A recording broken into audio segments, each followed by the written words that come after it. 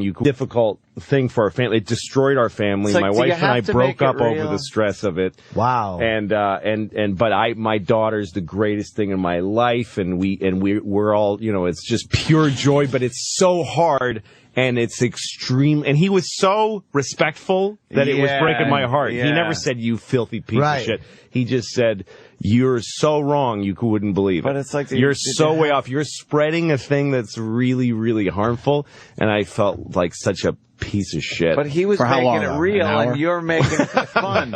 Yeah, but that guy might have No, but I said, though, the one thing I said that was wrong, I don't like saying things that are just wrong. I mean, because it's not wrong that she has a retard making cunt, because that's what one came out of there.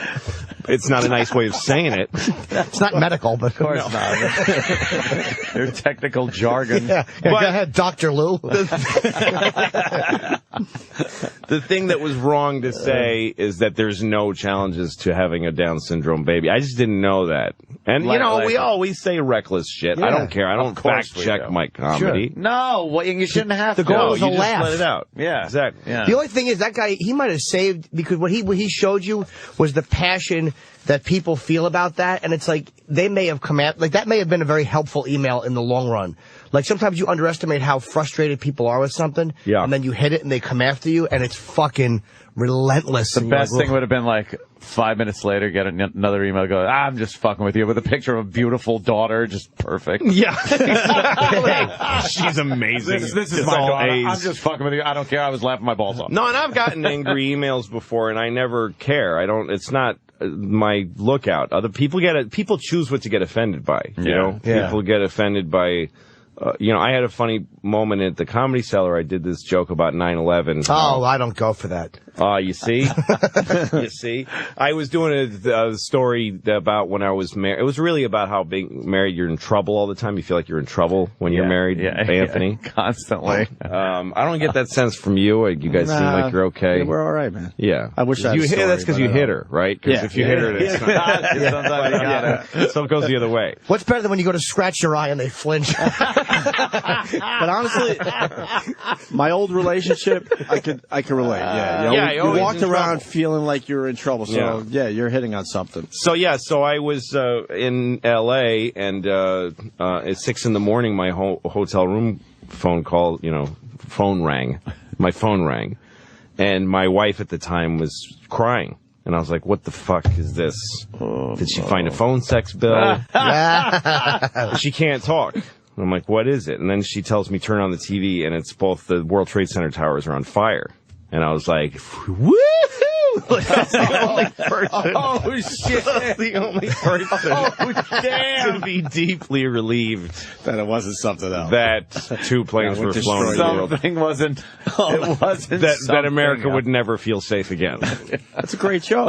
Anyway, I did it. I told that story at the Comedy Cellar, and this guy stood up in that little room and said, "That's not okay, man. It's not okay." And he walked out.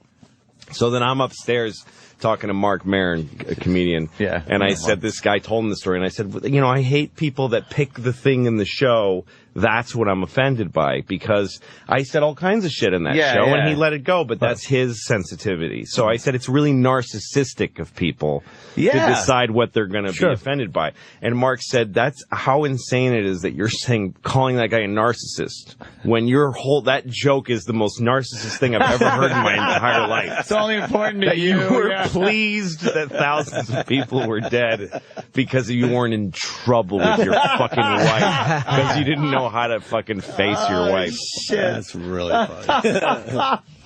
Once in a while, you get fucking shit. Like, I did a 9/11 joke. It was probably a year after, not even, and I was doing something, and it wasn't a knock on 9/11. It was like somebody misinterpreting it.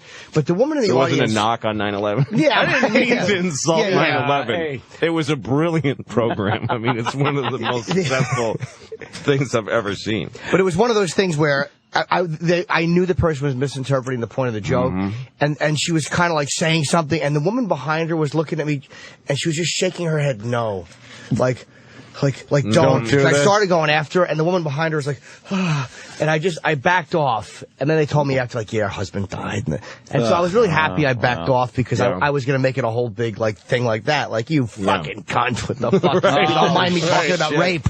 Right. But once in a while, you back off and you're happy you did. It's like, even though technically, all right, she was being annoying. Yeah. Well, you're talking to a group of people, and you could never be aware. You can't make people fill out a thing and then do a data report. Right. Yeah.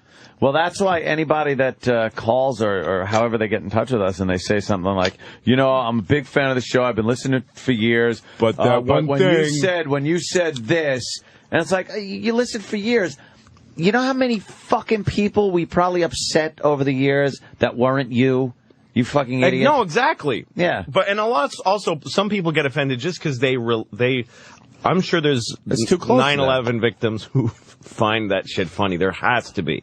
That has to be right. A lot of times when we make fun of these things, we're just using them as in a context. Mm-hmm. The thing I said is about the misery. Marriage is so prohibitively constraining that a national disaster is good news. It's not so to much you making if light it's of the not your problem. disaster. It's showing how awful marriage is. It's also brutally honest. Yeah. A lot of people have felt relief at something that wasn't affecting them that was worse for other people. You were just being fucking ugly and naked and honest about it. That's the beauty of it. This is the most fucked up thing to say, but if you suffered you could have stopped the attacks and didn't. I could have, but I wanted the bit. I had inside information. But I thought, God, that bit is so funny, I'm going to let it go. If you suffer directly or indirectly from something, you don't own it. You just don't. No, you don't. You're right. Unless your name is 9/11.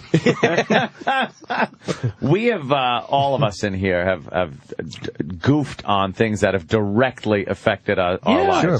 Personally affected our lives. Of course. And some of the things people know about, some they don't. Yeah, but whatever. It's not and yours. you just do it. It's not yours. It's not fucking, it's whatever it is. You put it over the air to make people laugh or think or whatever the fuck we're doing in here. But it's not, I'm not singling out all the people that this will offend. Hey, let me offend some people today with this. No, I'm going for the people that it doesn't again, if you took part in something or something, you suffered from something, that doesn't give you the right to, if it's a thing that happened in the war, especially something that happened to the whole country, you don't get to control who gets to say what about it. And by the way, you get to get offended about it. That's my main thing about people getting offended. Yeah, you got offended. So that gets to happen. There's been That's part of living on the earth. But there's been this whole thing that's taken place over the past few years where people absolutely believe that there is a right to not be offended. To not hear something. And especially if it's over airwaves and stuff like that. They think that the FCC, they can complain to the FCC and say they were offended by something and absolutely think that the FCC will go, hey, fuck you. Well, I subscribe to the thought that laughter really is the best medicine. It's straight talking, Jim. Yeah, That's right. I don't want to. Well, I remember I got an email once because of the Catholic Church video that I have on YouTube, where I go to the church and find out that they completely exist to fuck boys in the ass. Hilarious, by the way. And fucking hysterical. And I've gotten a number of emails about that, and less than I thought I would. Wow. But it's funny that most people that complain about it, they'll say, Jesus is Lord and you've offended him, and I'm going to crack your fucking head open, you motherfucker. Yeah. Like, I get that all the time. Which is really an odd say, from a Christian point of view, you've hurt Jesus, and I'm going to fucking split your head open, you cunt. Like, they're so profane and so threatening. That forgiveness shit goes out the window when it comes to religion. But anyway, one guy wrote to me and said, my uncle is a Catholic priest and you insulted him. And I wrote him back and I said, no, I don't know your uncle. It's not like I didn't insult him. No, personally. I made a broad joke about a whole group, and it's got nothing to do with your uncle. And he wrote back and said, I know, and then we wrote back and forth, and we figured it out. And you two fagged out? What happened? I don't like the end of that story. I got to interrupt because we got Ron Perlman outside the studio. He's out at 8:15. He only has a few minutes, so.